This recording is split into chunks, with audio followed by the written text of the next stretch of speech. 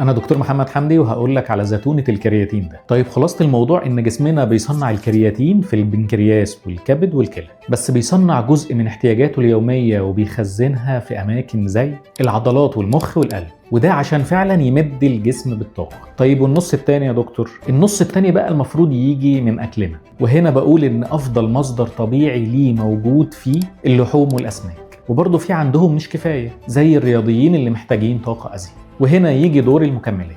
الدراسات في الجزئية دي إلى الآن بتقول إنه آمن بنسبة كبيرة جدا، طول ما هو بالكميات المعقولة اللي بتتحدد لكل شخص على حدة حسب حالته الصحية وعمره. أما بقى إنه بيضر الكلى ولا لأ، ده برضو الدراسات أثبتت إنه مش صح 100%. دي كلها مخاوف قديمة، والحالات اللي حصلت فعلا واتضررت كان عندها مشاكل في الكلى وعدم شرب المية كفاية. طيب إيه الأضمن يا دكتور؟ يعني هو مفيد ولا مش مفيد، ولا آمن ولا مش آمن؟ نعمل تحاليلنا ونسأل الدكتور مناسب ولا لا، وايه الجرعة اللي محتاجينها. وطبعا ما تنساش الكرياتين الطبيعي في اكلنا هو الاساس. وطبعا لو انت بتروح الجيم اكتب لي في الكومنتس تحت اقول لك تاخد كام جرام بالظبط. بس كده، اعملوا سيف للفيديو وابعتوه لغيركم عشان يعرف.